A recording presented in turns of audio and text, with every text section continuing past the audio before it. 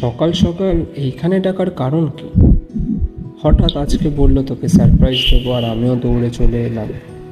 এমন কি সারপ্রাইজ যে এত সকালবেলা দিতে হবে? ফোনে দিতে পারলো না। অপেক্ষায় তো প্রায় আধ ঘন্টা কাটতে যায়। কখন যে আসবে, কি এমন সারপ্রাইজ দেবে, কি জানি।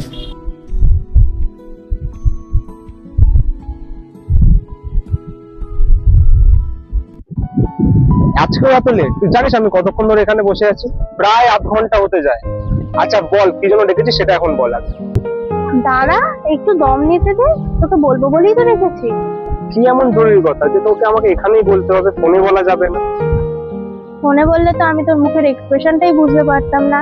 তোর মনে আছে আমি যে ব্যাঙ্গালোর চাকরির স্বপ্নটা দেখেছি, অ্যাটলিস্ট ওটা আমি পেয়ে গেছি। ও, কংগ্রেচুলেশন। তুই এটার জন্যই আমাকে ডেকেছিলিস? কেন, তুই খুশি হসনি? কেন খুশি হব না? তুই চাকরি পাবে, আমি খুশি হব না? এটা কোনো কথা হলো বল? এই তো পরশুর উপরে ফ্লাইট। পরশুই খাই? এত তাড়াতাড়ি? আর তো কটা দিন থেকে যেতে পারতিস। এত তাড়াতাড়ি যাওয়াটা কি তোর সত্যি খুব জরুরি ছিল? তুই তো সবই জানিস বল, আমার বাড়ির পরিস্থিতি, আমাকে তো যেতেই হবে বল।